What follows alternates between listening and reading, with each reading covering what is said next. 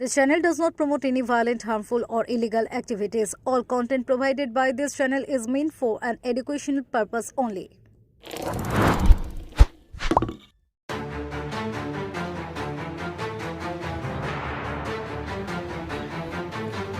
Passport জালিয়াতি কাণ্ডে জালে আরও এক। শিয়ালদহ স্টেশন থেকে গ্রেফতার পাসপোর্ট জালিয়াত কাণ্ডে জালে আরও এক। শিয়ালদহ স্টেশন থেকে অভিযুক্তকে গ্রেফতার করে ভদ্রেশ্বর থানার পুলিশ। ধৃত ত্রিদীপ মণ্ডল বাগুইআটির জ্যাংড়ার বাসিন্দা। পাসপোর্ট জালিয়াতি কাণ্ডে জানুয়ারিতে 3 জনকে গ্রেফতার করে চন্দননগর কমিশনারে। পুলিশ জানিয়েছে এই 3 জনের এজেন্ট হিসেবে কাজ করতেন ত্রিদীপ। এই চক্র নকল নথি দিয়ে পাসপোর্ট তৈরি করে দিত। একই আধার নম্বর দিয়ে বারবার পাসপোর্টের জন্য আবেদন করা হতো। খবর পুলিশ সূত্রে। পাসপোর্ট জালিয়াতি কাণ্ডে গত জানুয়ারি মাসে চন্দননগর পুলিশ 3 জনকে গ্রেফতার করেছিল। ধৃতদের মধ্যে একজন অস্থায়ী হোমগার্ড চাপদানির বাসিন্দা মোহাম্মদ ইমরান, একজন পোস্ট অফিসের পিয়ন তারকেশ্বরের বাসিন্দা বিশ্বজিৎ ঘোষ, একজন ধূপকাঠি ব্যবসায়ী বৈদ্যবাটের মোহন সাউ। চন্দননগর পুলিশ সূত্রে জানা গিয়েছে ধৃতরা নকল নথি জমা দিয়ে পাসপোর্ট তৈরি করে দিত। একই আধার নম্বর দিয়ে বারবার পাসপোর্টের জন্য আবেদন করত। ধৃত ত্রিদীপ মণ্ডলকে আজ চুঁচুড়া আদালতে পেশ করল police. Bureau report, Kolkata mirror.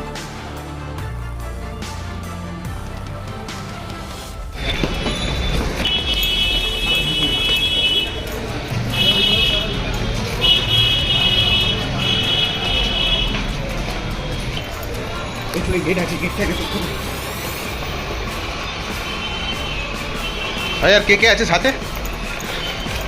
তোমাদের সাথে আর কে আছে ভাই? কতজন আছে ভাই তোমাদের এই গ্যাংয়ে?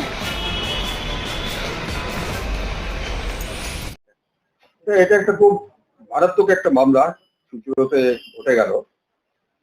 এখানে দেখা গেল যে এখনো কিন্তু এটা খুব ইনভেস্টিগেশন স্টেজে আছে, তবে ডিটেলস আপনাদের বলতে পারবো না।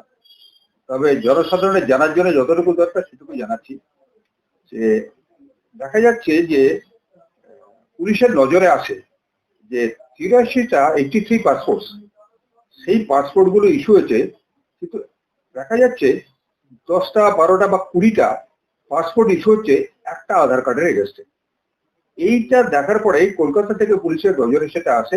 সঙ্গে সঙ্গে আমাদের চন্দননগর পুলিশ কমিশনারকে সে জানিয়ে দেওয়া, সঙ্গে সঙ্গে সেই যে 83 জনের পাসপোর্ট জাল ধরা পড়ছে, সেই 83 জনের পাসপোর্ট যারা অ্যাপ্লিকেন্ট ছিল তাদের এগেন্স্টে একটা এফআইআর করে আমাদের এই তদন্ত শুরু হয়। এবং এই তদন্তটা আমাদের সরাসরি যে আয়ো রঞ্জন বাবু তিনি তদন্তভার গ্রহণ করেছেন এবং অতি ক্ষিপ্রতার সঙ্গে তিনি তদন্তটা করছেন এবং খুব সুন্দরভাবে তদন্ত করছেন। প্রথম কথা, এই মামলাটা যে মামলাটা ছিল প্রথমে, সেই ব্যাপারটা চন্দননগর কোর্টে বিচারাধীন ছিল, কিন্তু পরবর্তীকালে যখন দেখা যাচ্ছে যে এই মামলাটায় আমাদের এখনো পর্যন্ত পুলিশ তদন্তকারে আমি যা রেকর্ড থেকে দেখতে পাচ্ছি যে 5 জনকে অ্যারেস্ট করা গেছে। অর্থাৎ কিরকম লোক তারা? যে পিওর পোস্ট অফিস থেকে এই পাসপোর্ট গুলো সেই যাদের যাদের পাসপোর্ট যাদের যাদের নাম আছে তাদের না দিয়ে কোন এক বিশেষ ব্যক্তিকে দিয়েছে, সে নামগুলো আপনাদের আমি বলবো না। সেই বিশেষ ব্যক্তি এই পুরো ঘটনাটা যে ঘটাচ্ছে তারা কিন্তু বসে রয়েছে কলকাতায়। কলকাতা থেকে বসে তারা কি করছে, এই পাসপোর্ট সেই আসামিটাকে ধরে আসার পরে তার রোলটা কি হচ্ছে যে ওই কলকাতা থেকে তাকে পাঠানো হয়েছে যে লোকটা পোস্টাল পিওরের কাছ থেকে পাসপোর্ট গুলো পেত, সেই লোকটার কাছ থেকে সে টাকা দিত এবং পাসপোর্ট দিয়ে যেত। সেই লোকটার এবং এই ত্রিদীপের যে ব্যাংক ট্রানজাকশন দেখা যাচ্ছে, ত্রিদীপ করে এই আজকের আসামিটা সেই লোকটিকে অনেক টাকা তার অ্যাকাউন্টে পাঠিয়েছে।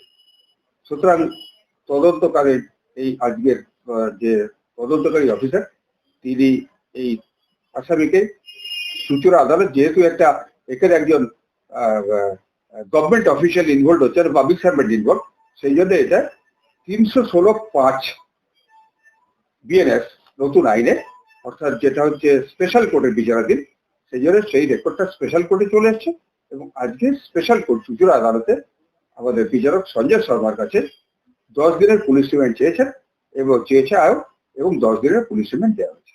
কোন সরকারি লোকের সঙ্গে যুক্ত? হ্যাঁ, সেই জন্য তো এই 316(5) সেকশনটাকে অ্যাড করা হয়েছে এবং এখন যা কিছু তদন্ত হওয়ার পরে যে বিচার করব এই চুঁচুড়ো এই স্পেশাল আদালত থেকে।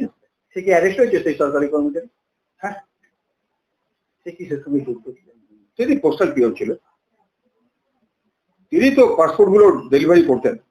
যার যার নামে পাসপোর্টটা ডেলিভারি করার সেই সে নামে যেত না, এবং সেই সব নামে গিয়ে একটা বিশেষ ব্যক্তির কাছে সেই পাসপোর্টটা টাকার বিনিময়ে তার কাছেই তিনি অন বিহাফ অফ সেই অ্যাপ্লিকেন্ট দিয়ে দিতেন। আজকের এই ত্রিদীপকে কোথা থেকে গ্রেপ্তার করা হয়েছে? কলকাতায়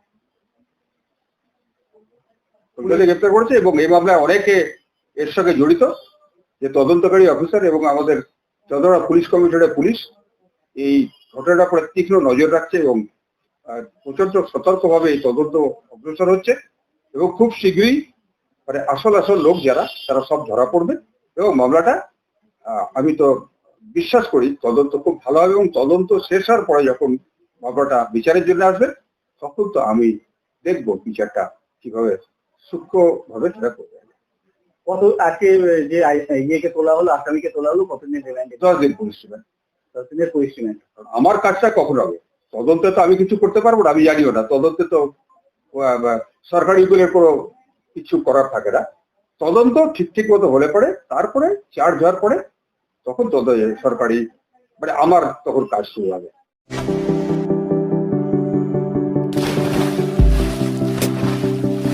Fasten your seatbelts as you take a tour around your marine wonderland.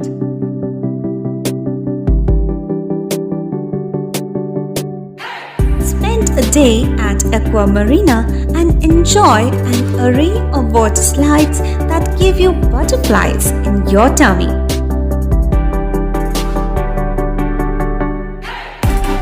Aqua Marina is a holistic weekend destination for friends, family, and couples and offers magic to soothe your body, mind, and soul.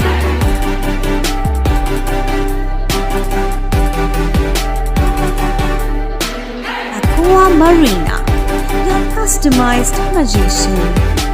Welcome aboard and see the magic unfold. সামাজিক বা corporate event আয়োজন নিয়ে ভেবে চলেছেন? এবার আপনার ভাবনার অবসান। এসে গেছে ক্লাব ওয়েলকামের নতুন ক্রিস্টাল হল। 6000 বর্গফুটের রাজকীয় এই ব্যাংকোয়েট হলের সঙ্গে যুক্ত বিশাল আয়তনের কিচেন, জিভে জল আনা নানা পদ অতিথিদের পরিবেশনে সক্ষম।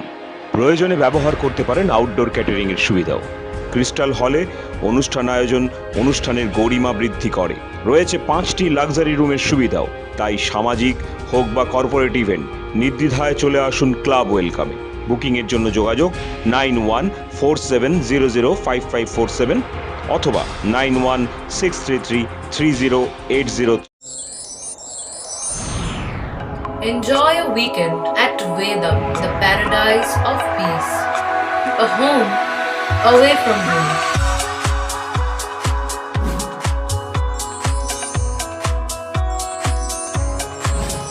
See yourself resonating with the nature.